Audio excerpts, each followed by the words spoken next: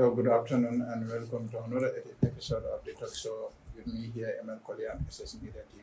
And today, our guest is, of course, energetic and a politician.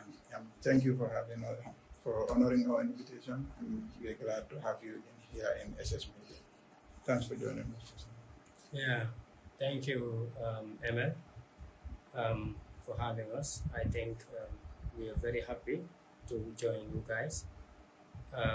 I think it all happened as a result of Suebo, because he's a student of mine some years ago, and we've been discussing things of this nature in the class. Now it has turned to reality. I guess we thank Suebo and yourself as well for giving us this opportunity to be here to at least discuss with Gambians our current engagement, and also the message that we are day to day trying to sell to the Gambian people. All right, it's a pleasure having you once again, and what a coincidence having a student being a cameraman and shooting a program covering his teacher. First of all, we want to understand this. Let's go through your background. First of all, we want you to tell us who Mr. Basiru Njie is. Thank you. I think that's a very insightful question, and also very important one, because Basiru is just an economist, a market researcher. Recently engaged in research to understand the political landscape and also the development status quo of the Gambia. I have been a classroom teacher for almost 15 years, and also have taught both in the Gambia and outside the Gambia, both rural and urban. And then, some 3-4 years ago, I decided to join government after, completing my master's in economics, until recently that I resigned from my job to be able to have that independence to participate into the day-to-day activities of the Gambia. And then that is what resulted us to establish research, because we believe in research first before rhetorics. Some years ago, I can say March 2024, we've agreed to establish a research team to be able to understand, because knowledge is key in whatever you're doing. And then, given the fact that we have the conviction to at least participate into the political landscape in the Gambia, and what motivates that, it's the fact that we have very good laws, we have very good policies, and we have very good strategies. But these laws, policies, and strategies are not operational, and that contradiction. The laws are very okay, they're very good. But when you come into the practical environment, the laws are not speaking. And that contradiction is what fueled the energy in us to say, okay, should we sit by like what happens in, with so many Gambians? We all see the problems, the contradictions every day in our day-to-day lives.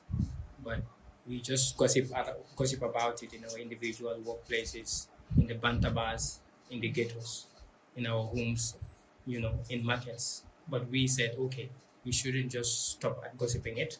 Why not we participate? And then we had the conviction that given the type of identity we have, we need to know first. And that was when we started. We set up a team, do research. We've reviewed around 84 policy documents. And then, these documents that we've reviewed, plus consultation we've done, because if you sick today and you go to the hospital, I think the culture is they have to do a consultation to understand exactly what is the issue. And that is not where they stop. They will go to the lab to do some diagnosis test to understand exactly if the symptoms align with some of these things. And that is exactly the logic of Belief for National Transformation. When we had the conviction to get to politics, why? Because of the contradiction I have just mentioned. They're good laws, but they're not in operation. They are good policies, but it's not having any effect. So then we said, okay, we got to do something about it. We established the research, review the documents, get gaps. That is, when we even review the document, we've initiated writing books, because when we review the documents, all the documents in the Gambia policies, plans, and strategies, we were able to pull out certain gaps, development gaps, and that is what resulted to the why change is inevitable that we've developed. And then on the 14th February is going to be the press release that we're going to make, and then we will officially release a summary, executive summary of those documents, and then share with the Gambians. So that is the documents we've reviewed, and as a result, we've seen the development gaps is what resulted to us writing a book called Why Change is Inevitable, The Essence of Change. Yes. And then we've gone through the ideology and the identity of the Gambia. Let's take it from there. What, in fact, at the initial stage, what motivated you guys into going into a research, not stopping there, but also producing a book? I mean, title, giving it such a powerful title. Yeah, so I guess it's important we talk about those things. Like I said, having the type of people that we are, we always want to solve a problem. That's naturally. That is our DNA. When we see a problem, we don't want to just look at it and pass it. We want to solve it. And like I said, we've seen the contradiction, and then okay, what is behind it? Why? Because some people would just say in the Gambia there's corruption. There is corruption, but corruption to us is a symptom. What is the root cause of the corruption? There is lack of opportunity. Why? Policies are not having effect. Why? And that why keep lingering in our mind. You say, okay, let's teach a research team and understand. And that was when we come together and begin to check. Like I said, all policies, even the ones that have been, amended, laws and everything, we reviewed just to understand the context. What is on paper? Can we give a meaning to the contradiction? And then, like I said, when it goes to agriculture, this is what the law says. This is what the policy say. Okay, let's go to the ground. Is that exactly what is the case? No. Why? As per our expertise, as per our understanding, we put it down. And now we did that to agriculture, and trade, environment, fishing, all the sectors, skill sector, service sector, all of them. So now that is what, we've put together, pile up together and call it change. It's inevitable. So it's like the book, it's like what you have inside the book is saying, those gaps are telling you why change is inevitable. So change is inevitable. So the book explains why it is inevitable. So the reason why this is because I'm not a politician. I'm a market expert. I'm a researcher. So if I should convince myself to get to politics, I should be able to give myself some substance. So this substance now, it's what the research shown. Because when we were initiating the research, in fact, we never intended to establish a political movement. Never. We just wanted to see exactly how do we participate. We did the research. Upon concluding the research, there were 3 recommendations that we had. We have socio-cultural recommendations. We have economic recommendations. Socio-cultural problems, economic problems, and political gaps. So each of these problems, we outline recommendations to solve these problems, or recommendation to how we're going to participate in solving these problems. Now, these things now, if you come to the political recommendation, that is when we have recommend that we are going to establish a political movement. And I think when we get deeper into it, it will become very clear. Because, why do we recommend to establish a political movement? To be able to fix the political void. That is another point that that is the next point that I would want to discuss with you. Given that you said you were an economist, a market researcher, and you've given a very good background of your job and your educational background. Now, one might wonder why did Mr. Njie all of a sudden leave his job, in fact, resign from his post in the government to form a political party or to participate in politics? Yes, like I said, the initial idea was never politics. It was research and see how to participate. Okay. Now, the logic is this. No matter how good you are a researcher, no matter how good you understand policies, if you do not have the right people in the right places, on the right seats, in the bus, things wouldn't go. And in fact, that is even what resulted to us participating, because when we did the research, the socio-economic issues, we've outlined recommendation, and these are going to be something that we can share with anybody. The economic problems, the economic gaps, you can write policy advices and suggest reforms very well.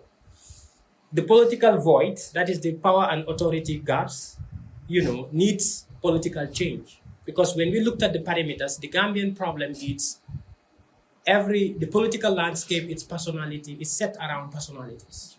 It's a strongman system that it's ever been here in the Gambia since 1965. All political, setups, parties, they are all revolve around a strongman. What do you mean by a strongman? Yeah, it's like somebody it's driving the show. If everybody would be saying, okay, who leads? And we identify somebody, he's the leader. And when he's identified as he's the leader, now, they say, I will fix it. I give a promise. They trust the system. They trust the idea. He has an ideology that he sells. And everybody has to revolve around that ideology. You understand? So now we are saying, okay, the reason why, and because I will even put this clear, the reason why we've arrived at that conclusion is because anytime you see policies, good policies, you see good plans and good strategies, and they are not in effect, it means there is an authority issue. And weakness of an authority is always as a result of the fact that it is centered around one individual. If he does it right, things will go right.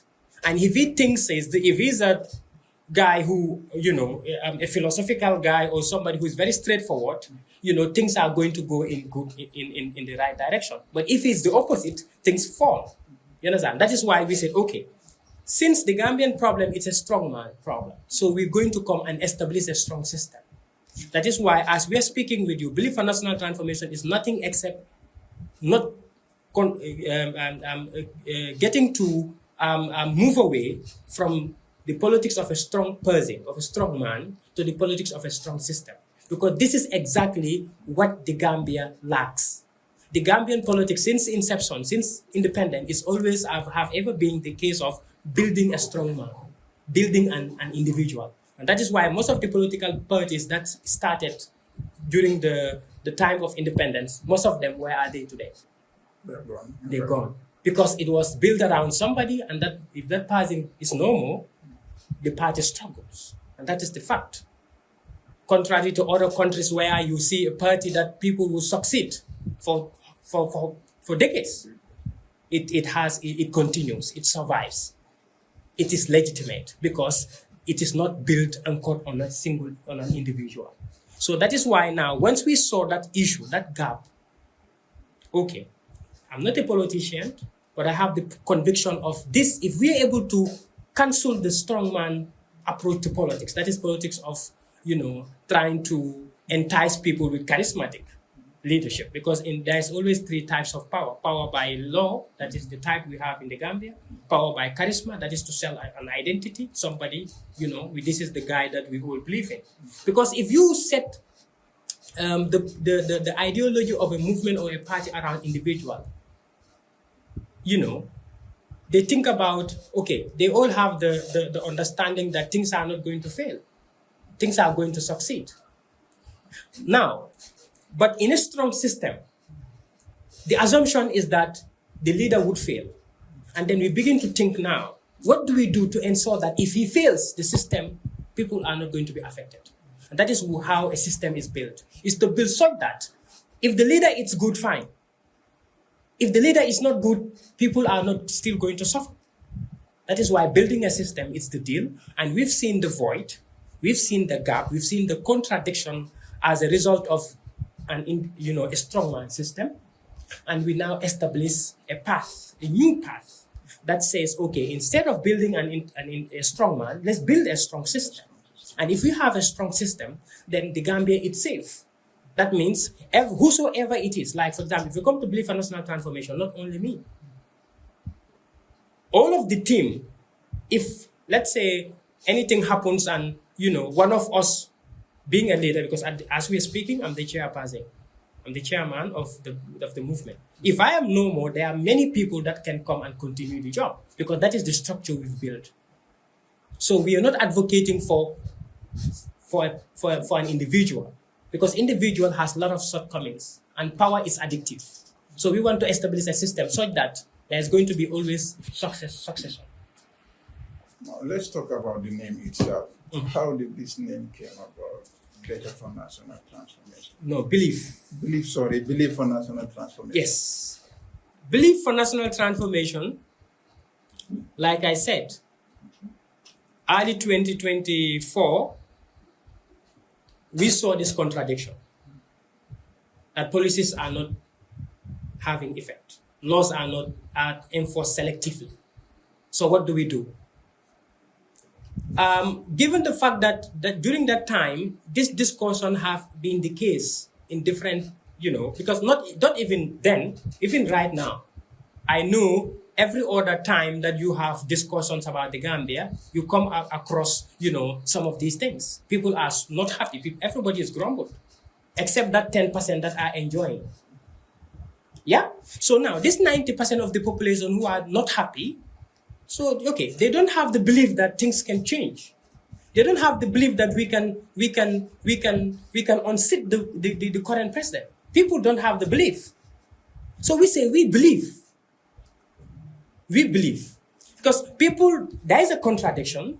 You observe it, I observe it, every other person observes it. So what do we do? People say, no, Gambia legi do them. Gambia can legi, I think there is no hope. We say, no, there is hope, let's believe. That is why you have belief. For national transformation, like I said, in the Gambia, when we do our analysis, we've seen that politics, there's two types of politics. Politics of patronage and clientelism. That is politics of handouts they give. Do we have that in the Gambia? Obviously, that's the case. We visited, clientelism and patronage. Wow. You are not sure if that is in the Gambia, ML? Because when we visit the common people, the young companies, that is what they say. They visited us and they asked us a list. They want to give us a calera. They asked us what do we need? Wow. That is the fact here. Because they want to cook for you? Oh. No, but they said, when we went to them, normally they would say, when these guys come to us, I don't know which guys are, but they do have guests. Or do you try to find out which guys are? Obviously, it's the politicians. When the politicians visit them, they normally ask for a list. What do you want? In fact, recently we had a discussion around, some of the people that we are giving some, education, some civic session. They told us that these guys, the politicians, they came and they asked for a list. Now, and I joked about it. I said, okay, when you gave them the list the last time, did they provide what you requested for? They said no. And I say they have the balls to come again and ask for it for another list. What list are they asking for? They ask for, what do you want? They give them, cooking pots and, chairs and whatever. Sometimes they also come with, rice and sugar and all of this. This is the Gambian politics. In fact, when you listen to the political, because when we did the research, we've gone to YouTube and see most of the political discussions and try to understand, because this research that we've done, we do a desktop research. We've done a desktop research. When we're done with it, it was around a period of 6 months.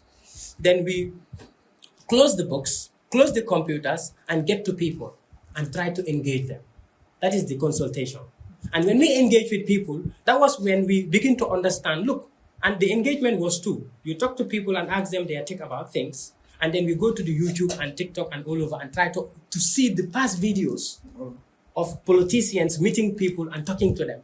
But in those videos, most of the time, when you listen to these videos, you would not see discussions centered on policies. But discussions are centered on personal attacks.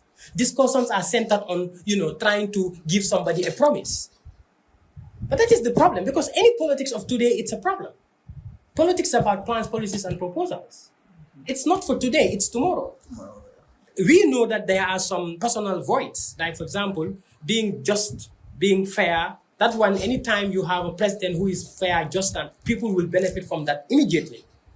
But having to fix the health issue, having to fix educational issue, having to fix the skill sector, having to be able to ensure that certain percentage of the informal sector gets to formal, having to fix the issue of inflation, having to fix some of these things. That is going to take time. It's not going to be, today I'm here, tomorrow it's, today you get it, I'm here today, and today you get it. It has to take time. Yeah. So now, having to observe that politics in the Gambia, it's always centered on the gifts. Mm-hmm. That is why we call it politics of Rocky Meroki, politics of handouts. So are you ready to start giving now? No, we are bringing a new system of politics. That is politics of hope. That is politics of principles. That is politics of, plans, policies, strategies. We are giving Gambians substance. That is why, in fact, the reason why we don't want to, like I said, we are not, we don't enter into the political arena because we are politicians. We enter into the political arena because we see the gaps and we come to fix it. And the gap is the politics of a strong man. We come to eradicate it and we establish a politics of a strong system, which is what the Gambia needs to go. I think that is just all that BNT it's all about. All right, you did talk about politics of a strong, institution rather than a strong man. Now, I would like to shift you to, already in the Gambia, many people will believe that, if you come to any political party that is, more conscious with what they preach, that is more conscious with what they are doing is doing. But we've seen over the years they are not succeeding because of the path that they took. They choose to not to give out, but to sell their principles. How convinced are you that, or how confident are you that this politics of institutional building a strong system will move? Yes, I guess that's a very important question. I wouldn't go personal because one of our mode of politics, it's never going to be, talking about political parties or whatever. But I be rest assured that belief for national transformation, it is here to salvage the country. And then politics, it's always be justified by the ability and, because legitimacy, it's all about, what resulted to you getting into the political arena. And like I said, we said research before rhetorics. And research before rhetorics here, it's to say we've established the problems. You understand? We've established the problems and now we're giving out a solution. Now, the fact that, people are saying the politics of ideology is not going to, doesn't hold water in the Gambia. We are not only giving ideologies, we are giving ideologies and we are giving real solutions. And then the solutions we are giving is not only, promises. Because in our day-to-day activities at Belief for National Transformation, you could sense, if you are part of Belief for National Transformation today, you start to benefit because we begin to, widen your understanding of the Gambia. Because politics is all about competition of ideas. So, and like just we do say, if you are to provide for somebody, give them money. Where am I going to get that money from? How many houses are in the Gambia? 297,000 houses. And every 10 of those houses, belong to a certain group. So if every group you go, you have to give them 5,000. Multiply that by the number of total 10 houses in the 297,000 houses. So how much money are you going to give? Where are you going to get that money from? You're either going to pick money from people that you owe a lot of things, in the future or whatnot. So giving out is not the solution because Gambians have already received a lot of funds. But where does that take us? Where does that take us? So now I think right now it's time for us to look eye to eye and speak about the fact. We believe Gambians do not vote any of the options that they had because they do not feel themselves into their plans. So that is why Belief for National Transformation outline the problems in the Gambia in a very, in a very holistic way. Like now I can tell you, the biggest problem in the Gambia, it is, summarized in just 1 or 2, 3, problems. And each of these 2, 3 problems, solutions are attached. And the number one problem is, like I said, it's centered on a strong man. If the Gambians cannot trust me because they feel I will betray them, they can trust the system. And the system does not know who you are, does not know your tribe. The system don't know your tribe. A system does not know where you come from. A system cannot differentiate whether you are a friend or enemy to me. A system, it's something that works. And if you comes, it solves your problem. So if that program is put before Gambians, we are pretty sure Gambians would accept that program. Because I am not selling them my identity. I'm not selling them myself. I'm selling them a system that can fix their problems. Because that is what has ever been the issue, number one. Number two,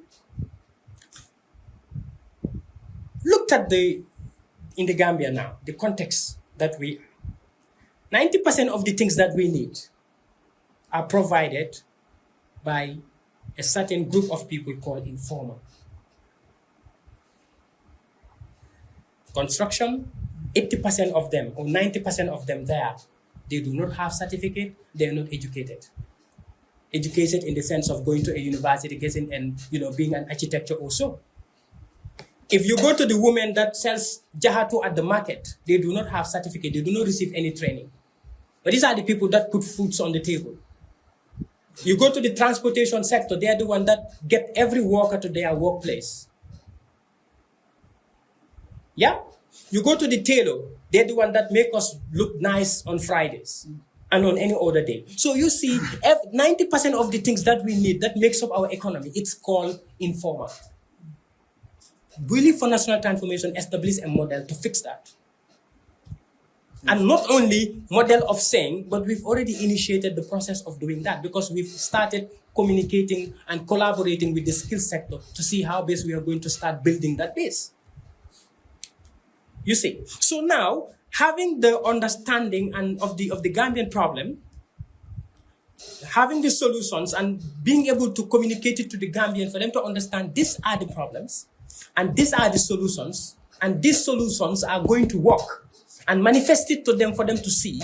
I don't need to give them money to convince them. What I just need is to be able to get to their level, being able to visualize the problems because what we believe is Gambians at the moment, the reason why they are not answering to this call of that high-level politics because they do not know. So that is why our first message is to ensure that we enlighten Gambians. And the enlightenment that is why right now, if you tell me we will, let's start to mobilize or we are going to support you, I said, no, we don't need your votes. We are not even calling for votes. We are not even at the level of calling votes. We are not mobilizing. What we are doing right now is to communicate to Gambians for them to see the development gaps, for them to see the political gaps, for them to see the power gaps. So these gaps now that we talk about, these gaps that exist, if we are able to explain it to the Gambians, simplify it for them to understand, then the Gambians are going to be uplifted to the level where they wouldn't need gift. They would now be asking for somebody who have those plans, proposals, and strategies that will be able to fix the gaps. Then we now have a matured population to vote in this type of model. Because this type of politics is not a politics that every Tom and Dick can vote. You need to uplift their understanding first. That is why our first message is to ensure that we interact with Gambians, uplift their understanding of the Gambian status quo. And right now, to tell you the fact, is very easy to do. Because every time you meet with people, before you talk, they say everything that you are about to say, we know, we are suffering. Now let's talk about, youth involvement in politics. Over the years, we've seen so many emerging political parties that are led by the youth.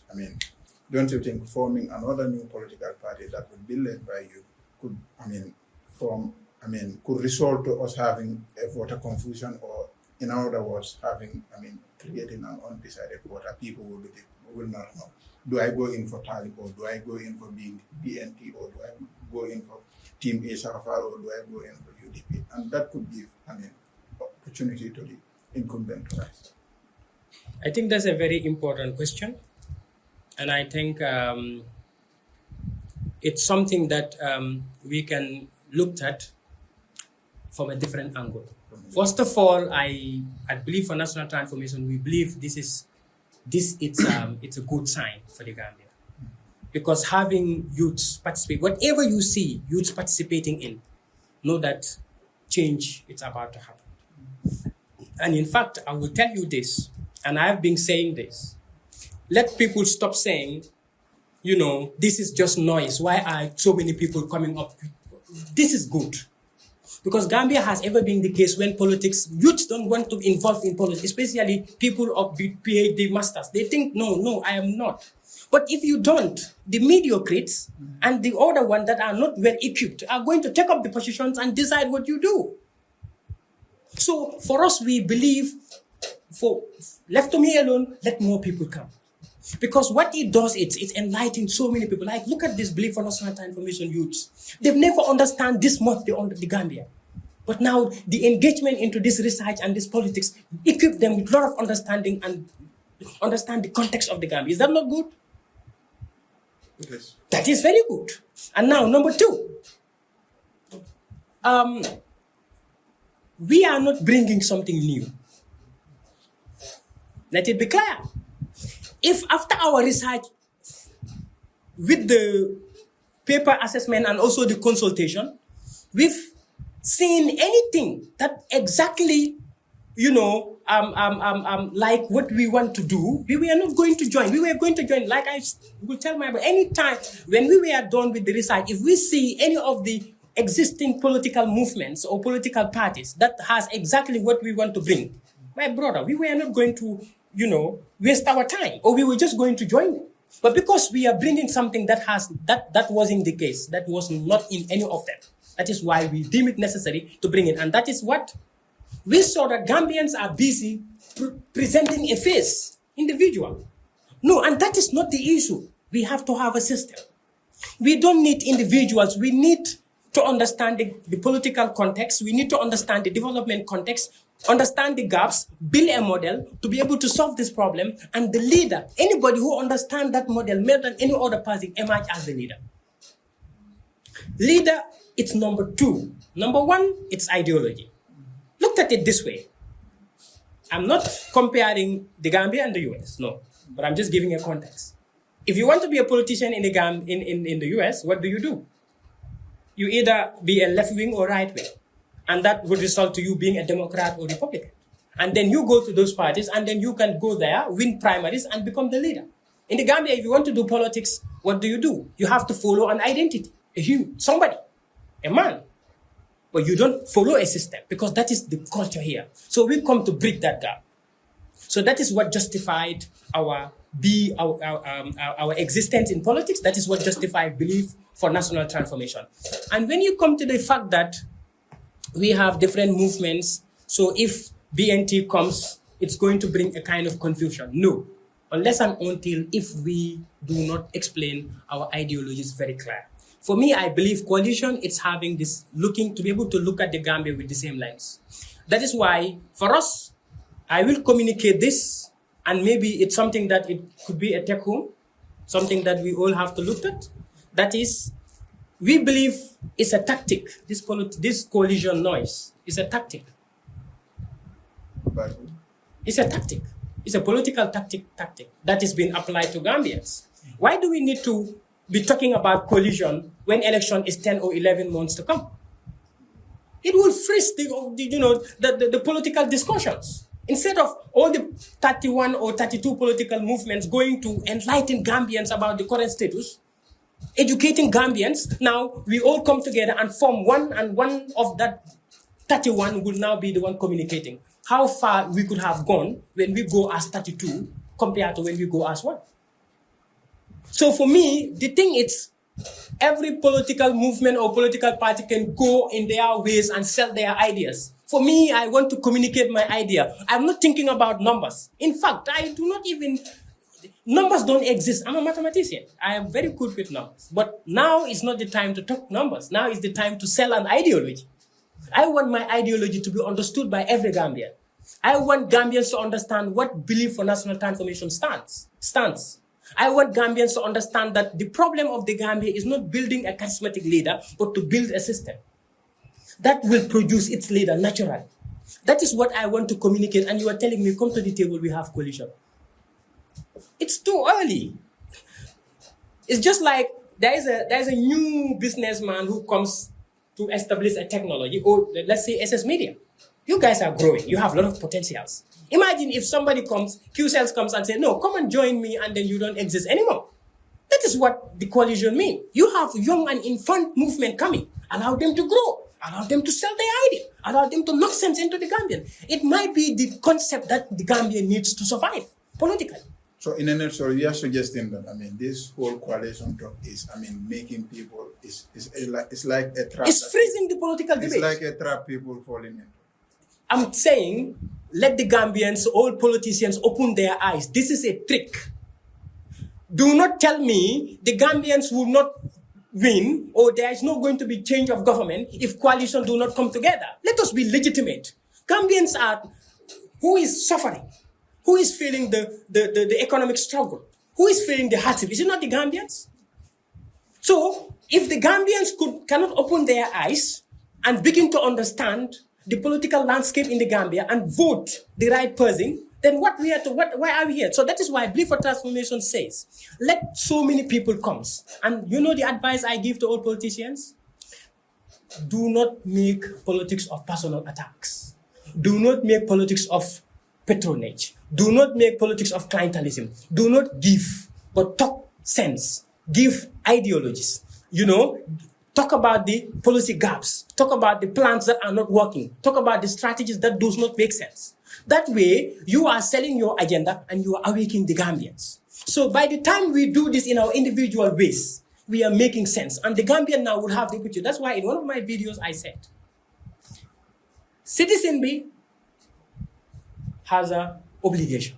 The politician has a responsibility. What's the responsibility of the politician? One, to ensure that you demand support of the citizens by giving them good plans, proposals, and strategies. What's the obligation of the citizen is to ensure that you demand those proposals, compare them, and pick the one that matches the development needs of the Gambia.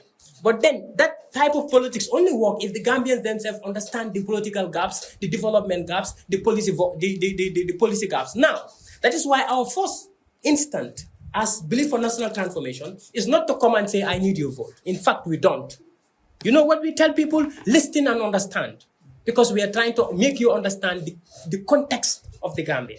So that once you pick this understanding, you have this ideology, then when it comes to vote, you become the right person, you become mature. Because we see the average Gambian is not matured enough to vote an election. Because for you to vote an election, you have to understand the problems, to be able to puzzle the Gambian problems. And then you look for a leader who has what it takes to be able to solve this problem. That's what election is all about. It's not so. Yeah. All right. The next point that I would like to discuss with you is looking at the Gambia, people inherit political parties. I don't know whether you understand the context I'm trying to put it. Mm-hmm. Let's assume that, for example, I was born in a family that supports a particular political party. The tendency for me to support that political party Very high. is very high. What message do you have for those kind of people? What is the stand of BNT towards such? You know what I say, what I do say, no matter how black the cow is, the milk is white. No matter how brown the cow is, the milk is white. Wherever you come from, whatever lineage you are from, whatever tribe you come from, if you go to the market, if the price is high, who is it high for? All of us. If you go to the hospital, if medication is expensive, who is excluded? If we all go to school and cannot get job, which lineage does it not affect? So the answer to that question is simple. And please, I just want to say this.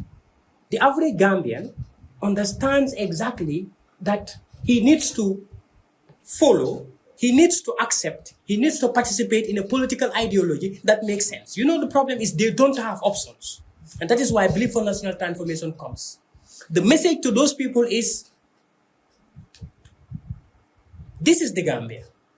That is why if you come to Belief for National Transformation, we say, irrespective of which party you come from, we've established a team, and when you comes to 14th of February, we are going to announce the procedure of selecting the governing council.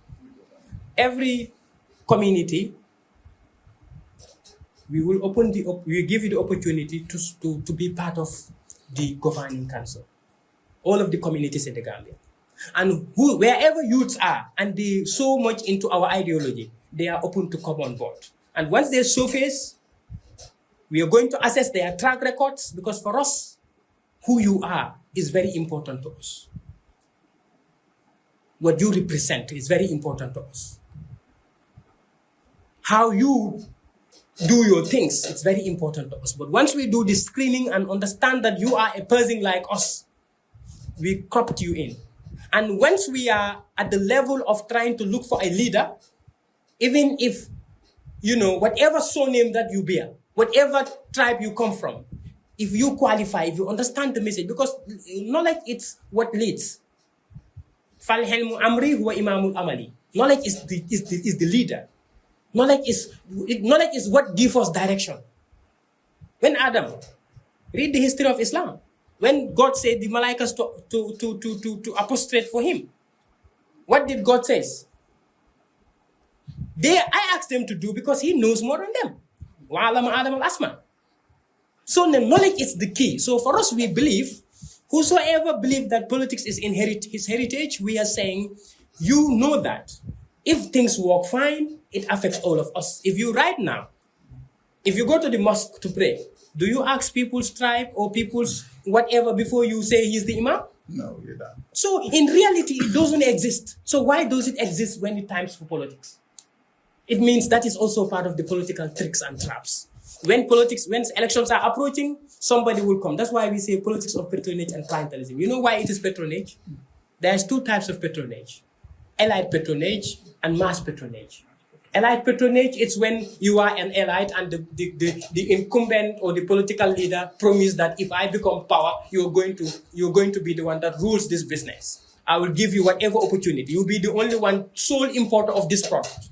These are the elites. You give them opportunities, they fall with you. But what is the mass patronage? It's through tribal line. You are the same tribe with me, so you have to side with me because they think siding with them is safe. But how many people will not be in the same tribe with the leaders? And do they all enjoy? They only have enemies and friends. And even if you are part of that, the friends, you are not safe because anytime they are no more there, you suffer. So there's no continuity in trying to say, I have to be, because let me tell you this. Inheritance, even in Islam, it is for what? To ensure that we inherit the whatever wealth that the deceased leave, but also you don't also have to only inherit the wealth, but you have to inherit the good things, the values, the good norms. So then that good norms is not, placed onto one person. What does God says? Inna khalaqnakum min zakarin wa unsa. The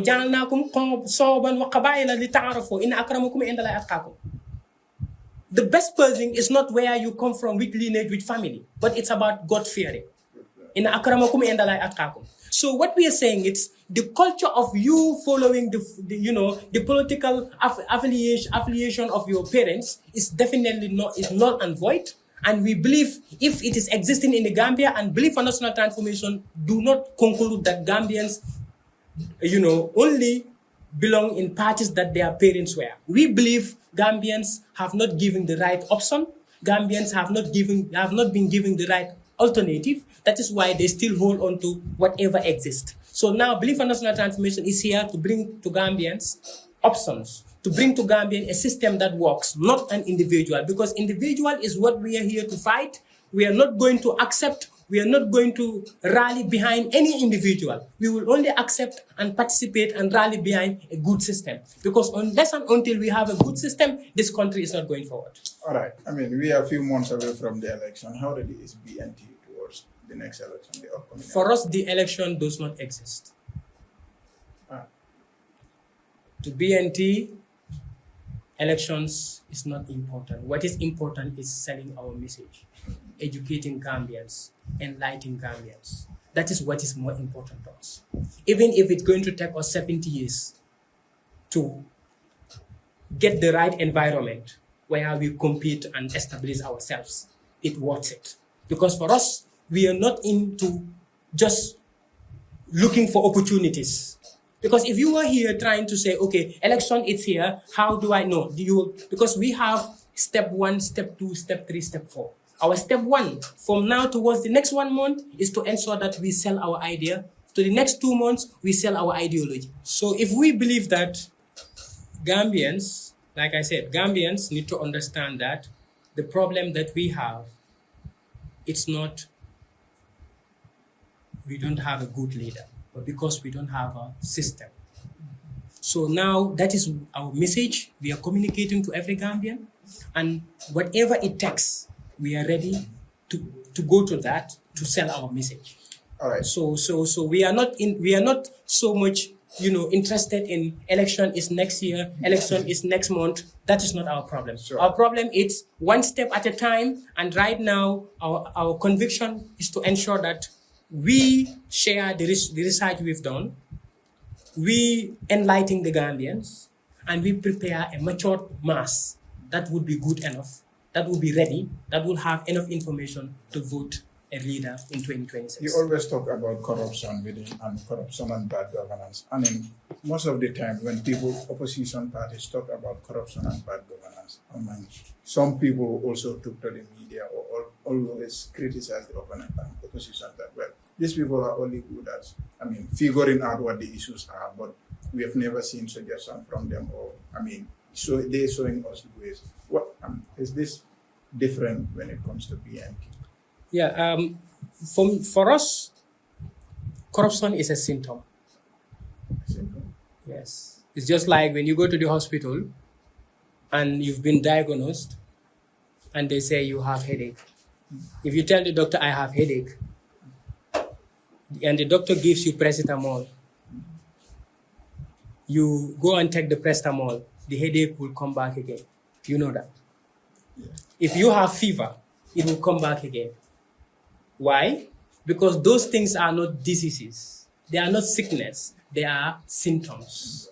So corruption is a symptom. It's as a result of a system that is not working. That is why. Because when will the thief enter your room and get something? When nobody is in the room. Mm-hmm. So then there are gaps in the enforcement. There are gaps in implementation of our policies. This is why it is possible for somebody to be corrupt. And I will tell you this. And I think you would say, okay, this guy, for all the discussion, he just say no to strong man, no to yes to strong system. But I think that is the. You know why corruption is possible? Because we do not follow the rules. If you follow the rules, corruption is not possible. Because, for example, let me give you this. If you go to the Public Finance Act, what does it say? It's clearly stated, money in the Gambia is collected in 2 ways. GRA collects the money. If GRA collects the money, what happens next? Who else collects money? They say, okay, all other ministries and departments that engage in buying and selling of national assets, like the geology department. When they collect the money, where does it go? It goes to the treasury main account with the central bank. So there's no other account valid in the Gambia unless the treasury main account, the TMA. So they say, okay, who is this cashier to that account? Is the accountant general. Okay, who decides when somebody can pick the money? The Ministry of Finance. So this thing is very clear. So, but still, when the audit report comes, you see things not like that. So that means if we follow the rules, there is no problem. Why there is corruption is because we don't follow the rules, we follow individuals.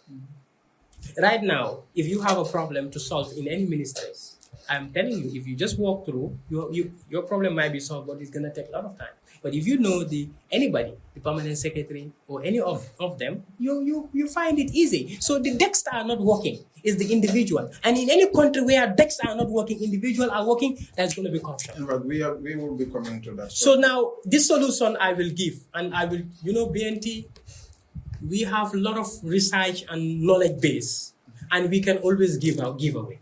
And the technique is, if they stop the strong man from working alone, clear rules, clear procedures, my brother, there won't be any corruption again, or it will be limited. You did talk about leadership crisis in this country. Do we have such?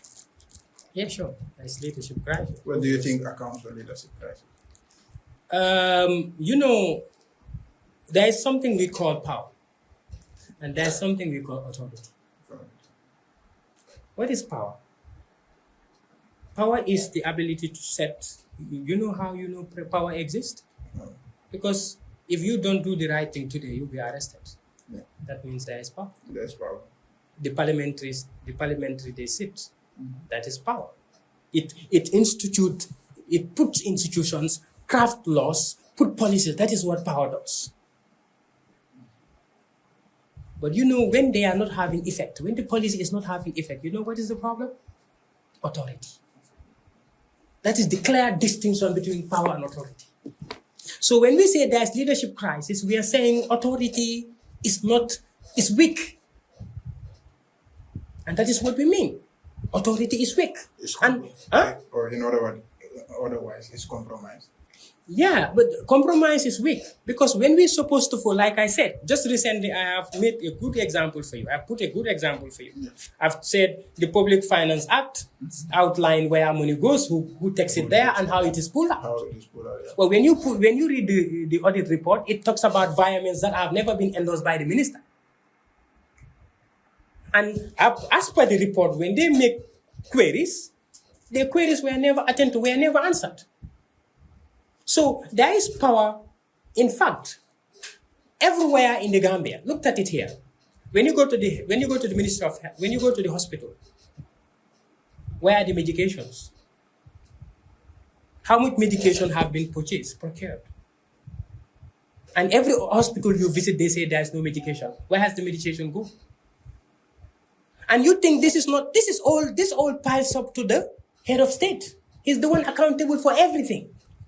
That's what we say leadership crisis. How much millions of dollars is pumped into the agricultural sector today?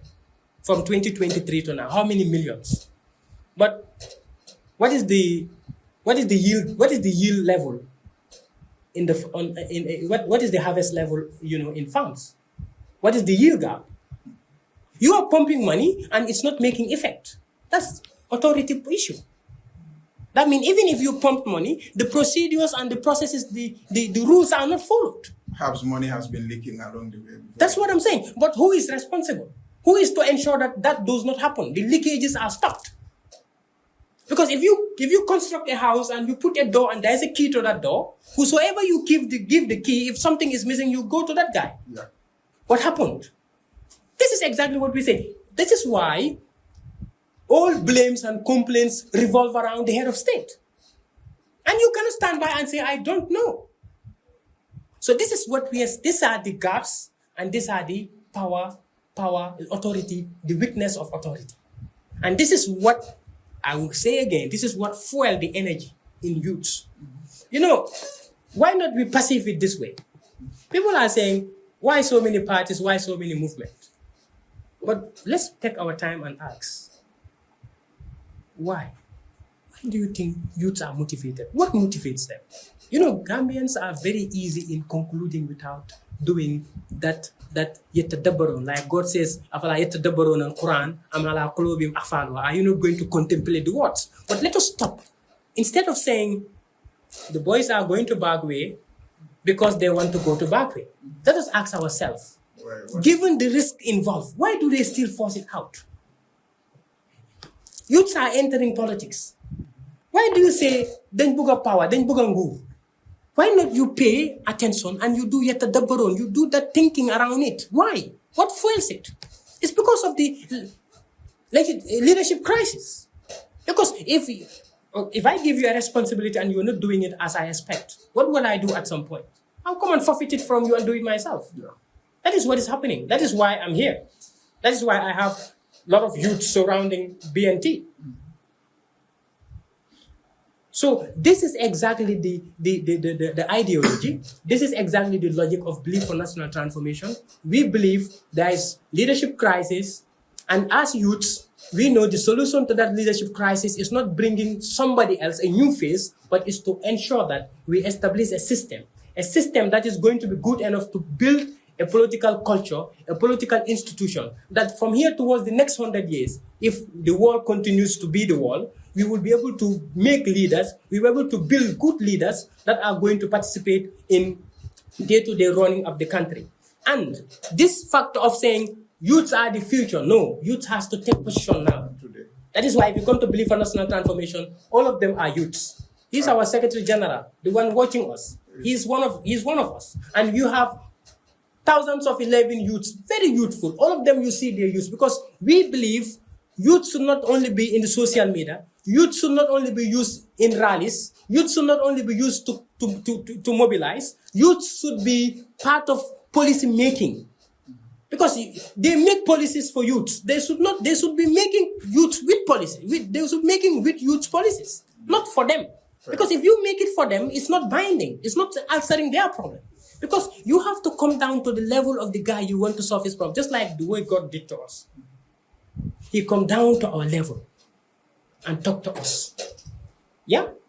So this is the same way politicians need to come down to youths, give them responsibilities, get them involved, and then we change this country. That is why we give the opportunity to all youths to participate, not to say you are the future leader. I mean, many youths of this country have lost hope living here. What message do you have for them? I could have left. You could have left. He could have left. And the one shooting could have left. But we all stay because the Gambia is hope. There is hope in the Gambia. For every country, there's only two things that you need. That is water and land. And we have it in abundance. In abundance because if we utilize it, that 2.42 million of the Gambians can benefit from it. So I'm calling the youth that there is hope because we, the youths, are participating to ensure that we get what we own. Before politics, it was all centered around people that call people to their identities. Right now, politics, it's taking a new phase. And we all need to put hands together to be able to ensure that this project succeeds. This project of not building a strong man, but building a strong system. If this project succeeds, all the youths are going to be better off because the educational system will be overhauled. And there's a new educational rule that says 4:1. That means 4 skilled, creative,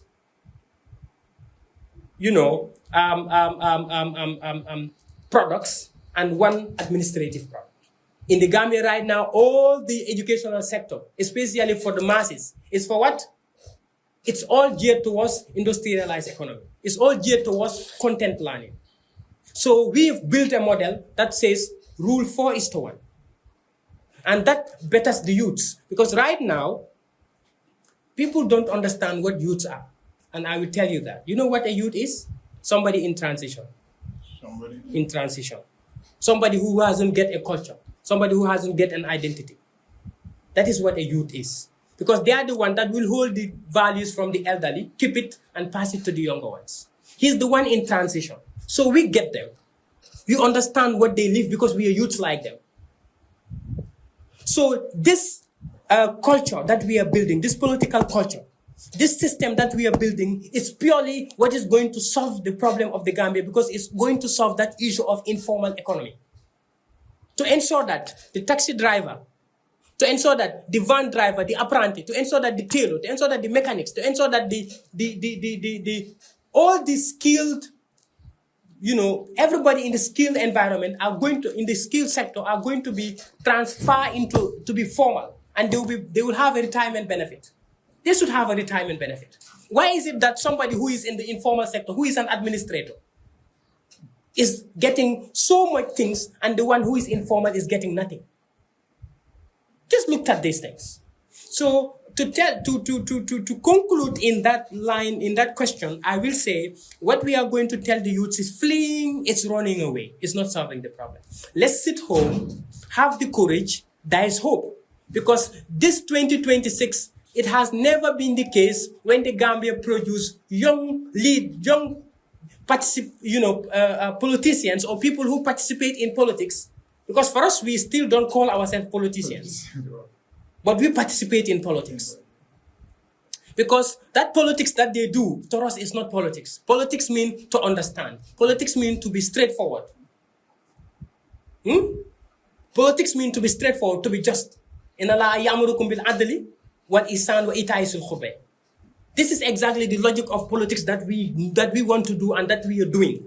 We are not here to make things, to say things like this and do it like this. That's not what we represent. And this is the hope that should make all youths to have hope back in the Gambia and stay. Let us stay. Because if you go to anywhere, Europe, a day will come, you will come back. And when you come back, you face the reality. It's just like you being sick, and you just take a kind of a dose, something to just extinct the yield for a certain time. But it slowly will return. So let's face the yield and fix it. And like I said, we that are currently engaged in politics, we are youths like them. And we are feeling the pain. But we have hope and believe that we can fix the Gambia problem. And how we are fixing it is to ensure that we do not follow individuals. We follow systems. I will reiterate again, we don't follow individuals, we follow systems. And in as much as this is institute and every youth, look at it this way, 18 to 35% of the population, it's of the voting age, almost cover around 60%. So if youth today wants to fuel change in the Gambia, it happens. And the same youths are the ones that suffer more than any other age group in the Gambia. And when it comes to the educational sector, they're not better off. Because what did the YG results show the last time? Around 100% of the students that sat the WAS exam, 4.9% got the university requirement. 94.9% they do not. And these are the people that fall back to the ghettos. Out of this, the youths, 41% of them, that means every 100 that you pick, almost 4 of them, they called it NEET, not employed, not in education, not receiving any training. That's the NEET analysis. That means every 10 youths you pick today, 4 of them would say, I'm not doing anything. They wake up in the morning and go to bed without doing anything, without receiving any income. This is what fuels the energy. Because if you have energy and life and you are not using it meaningfully, what do you use it? You use it to rebel. You use it to smoke. So this is why this project that we established, it's the only good project, or one of the very good projects that can bring change in this country. And we can only bring change in this country if those people that have a lot at stake in the project come join us and to be able to bring change. All right. In a video that you shared, you did talk about, some of the lapses in our education system. And in fact, you did make a statement that, they don't teach us to be architects, but rather to be shapes. We want to understand this. What made you bring such a statement outside? Yeah, because I was just trying to, it was a kind of speaking in riddles. Because I have been a teacher, like I said, for 15 years. And for all the time I have been a teacher, I have taught mathematics, I have taught economics, I have taught further mathematics. And like I said, the cameraman here used to be my student. But the culture of teaching in the Gambia is just to be a follower.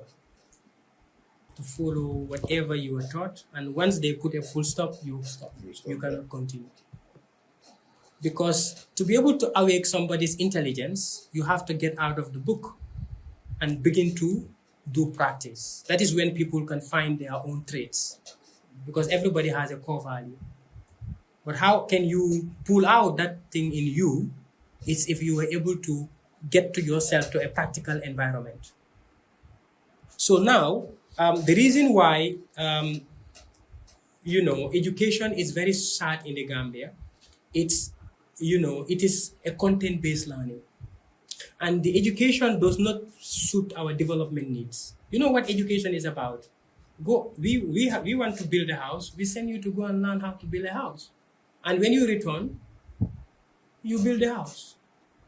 We want somebody to be a TV presenter. We send you to learn how to present. And when you come, you present. That's what education is supposed to do. It's supposed to be in line with the development needs. We need this. We send our students to learn this. When they come, they do exactly that. But in the Gambia, we need this, and we ask them to learn something different. So when they're done, they're done. But still, the problem we have is, that's why the foreigners are consuming all our job opportunities. Because we want somebody to construct for us. But how many constructors do we produce? We want somebody to fix our refrigerators, to fix our laptops. How many do we produce? We want somebody to go and fish. How do we produce? How much do we produce? So that is why all of these jobs are here, but it does not fit with our skills. It does not fit with our education. So the logic here is education in the Gambia, it's one, does not fit our development needs. Two, education in the Gambia is not preparing us to be leaders. It's preparing us to be followers because they don't want us to be leaders. That is why I said a sheep and a wolf. Yes. Because a sheep follows, but a wolf will always attack. Will always attack. And monitor its environment. That's why I said they are making us sheep, but not wolves. The actual wolf is following us. But now, if you push somebody, who is very docile, somebody who follows to the corner, what happens? It retaliates. And when he retaliates, you will not recognize the sheep anymore. It's no more a sheep, it's a wolf. And that is when he begins to guard his territory. That is when he begins to hunt for justice. He wouldn't destroy, but he knows exactly what he lacks. Because you push him to the corner and he rests onto itself and figure out and adapt to its environment, adapt to its realities. That is why this, I will tell you this, and I will say to all Gambians, 2026, change is slowly. Because the amount of energy, the amount of participation, the amount of youthful engagement into the political arena has never existed in the Gambia. 1965, we got that common resolve. 2016, it was the same energy. I could remember 2016, we were going door to door in our communities to go and sell people the idea of Gambia has decided. But that spirit I had in 2016, 20 times that spirit is in me today. Wow, that is such a strong spirit, and we are looking forward to that. Yes. The final question that I will be asking before we wrap up the show is like, you did talk about institutional failure. In fact, you say people are functional, but institutions are not functional. Sure. I mean, we want to understand this in Gambian context. If you say this, somebody will be saying, "What? We have the Ministry of Fisheries, and the Ministry of Fisheries every day they are operational." What is the what makes you say so? I mean, give such kind of statement that institutions are not functioning, but individuals are functioning. Yeah, and I think that one, anybody who listens to that articulation will agree with me 100%. Because what does it mean? What is an institution? Every country, you need to have laws. These laws will itself ask for institutions to present to ensure that these laws will be operational. That's what institutions are.